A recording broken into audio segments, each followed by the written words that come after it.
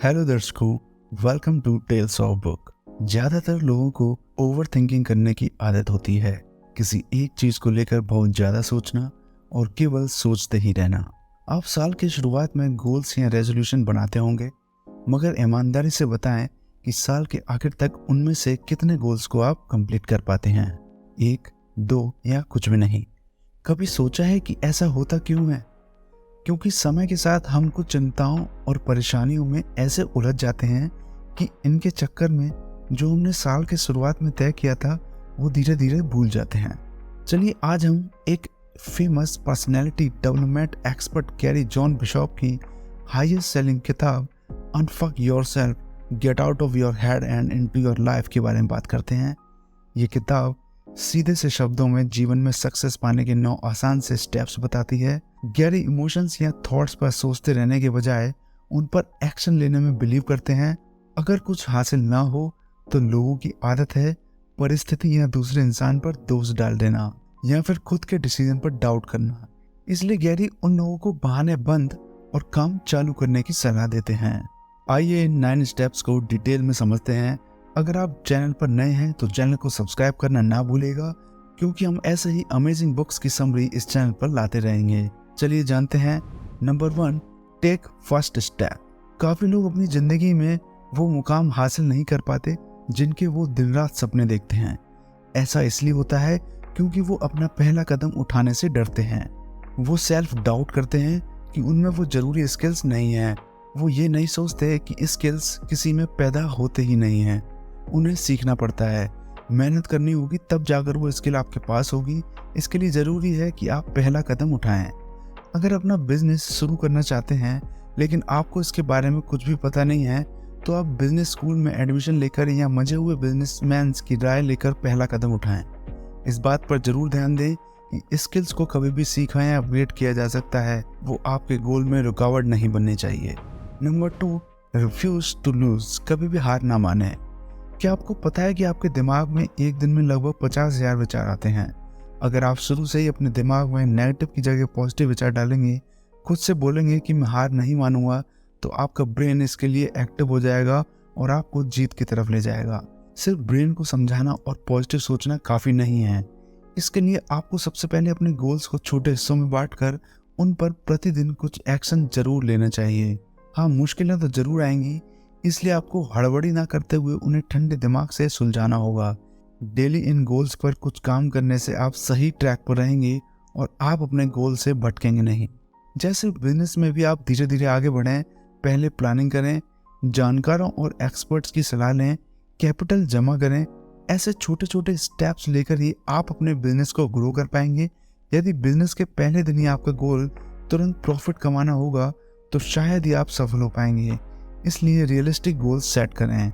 इसके साथ ही खुद को दूसरों से कंपेयर ना करें, क्योंकि दूसरे की सिचुएशन आपसे अलग हो सकती है।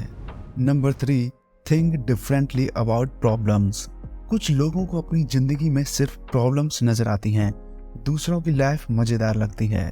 इस मेंटालिटी के साथ आप पहले से ही हार मान लेते हैं और यह सोचते हैं कि अगर मैं कुछ नया करूं भी तो क्या ही फर्क पड़ेगा, उसके जितना तो कभी हासिल नहीं कर पाऊंगा। इसी सोच को बदलना है। हर किसी की जिंदगी में प्रॉब्लम्स होती हैं। आपको सामने वाले की सफलता जरूर दिखती है, मगर उसके पीछे की मेहनत, प्रॉब्लम्स और स्ट्रगल्स शायद ही आपको पता होंगी। इसलिए हमेशा ऑप्टिमिस्टिक रहना चाहिए। कितना भी बुरा वक्त क्यों ना हो, उसमें कुछ पॉजिटिव ढूंढ लेना चाहिए।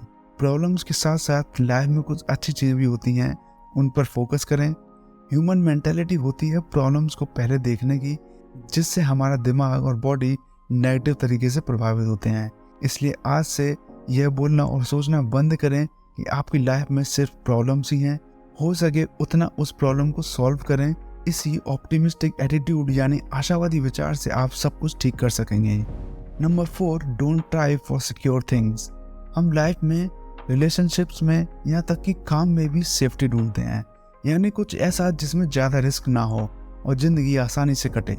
सिक्योर रहना कोई बुरी बात नहीं है, लेकिन आपको ये भी समझना होगा कि लाइफ में कुछ भी इस तरह परमानेंट नहीं है। इसके लिए खुद को अडेप्टिव बनाएं। सिक्योरिटी या सर्टेनिटी चाहना बंद करें। रिस्क लेने से ना घबराएं, उस रिस्क को एक बार जरूर उठाएं, क्योंकि ऐसी चीज़ें ही आपकी ज़िंदगी बदलेंगी। मगर हाँ, कैलकुलेटेड रिस्क लेना चाहिए, ना कि किसी काम को आग बंद करके करें।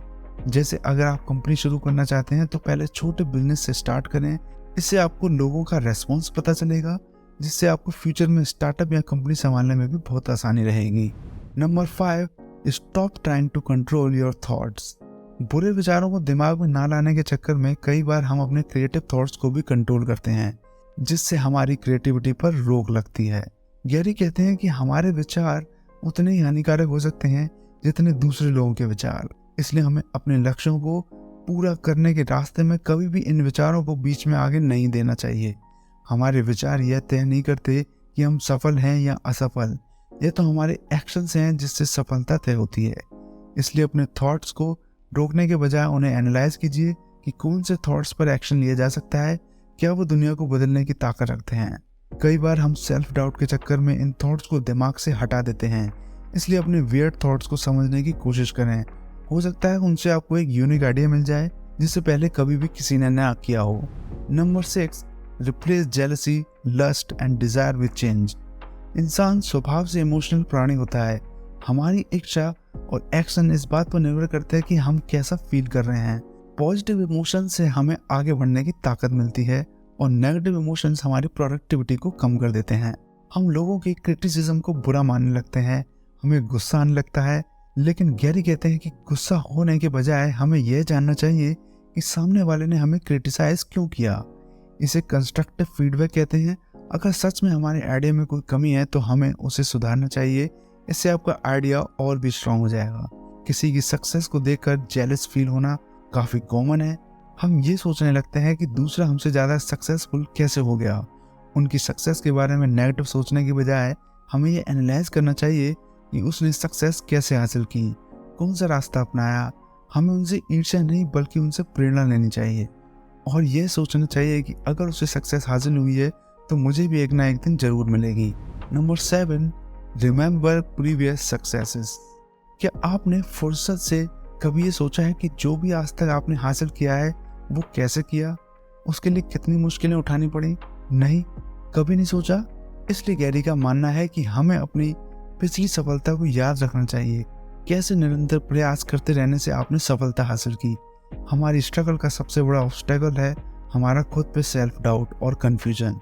इन पर काबू पाना होगा और हमेशा एक जिद पकड़ना कि इस गोल को हर हाल में पूरा करना है। पिछली सफलता से मिले लेसन्स को आप अगले गोल को हासिल करने की तैयारी में यूज कर सकते हैं। आप उस गोल का एंड दिमाग में रखें और उस एंड की तरफ बढ़ते रहें। खुद को सेल्फ मोटिवेट करें। अगर गोल का 5% भी हासिल कर लिया हो, उसी से प्रेरित होकर अगले भाग पर फोकस करें, अपने गोल की तरफ बढ़ें। Number 8, journey is more important than the goal. Life is unpredictable. ये तो आपने सुना होगा, हमें नहीं पता कि कल क्या होने वाला है। जरूरी नहीं है कि कितने गोल्स आपने सेट किए हों वो सारे के सारे पूरे हो जाएं। उनमें से कुछ पूरे होंगे और कितनों में हम फेल हो जाएंगे। इसलिए हमें हर सिचुएशन के लिए पहले से ही तैयार रहना चाहिए और फेलियर को एक्सेप्ट करना सीखें। फेलियर का इंस्टेंट रिएक्शन होता है दुख और निराशा। कभी कभार हम गुस्सा भी करने लगते हैं, लेकिन बहुत कम लोग होते हैं जो फेल होने पर भी मुस्कुरा सकते हैं। हम सबको ऐसे ही स्टेट माइंड में पहुंचना चाहिए। टाइम किसी के लिए नहीं रुकता, इसलिए जो बीत गया है उस पर रोने धोने से अच्छा है जो आने वाला है उसे और बेहतर बनाया जाए। सब कुछ हमारे प्लान के मुताबिक कभी नहीं होगा, इसलिए अगर हम कुछ गोल्स में फेल हो जाते हैं तो learn lesson from failure and move on. Number 9, don't blame others.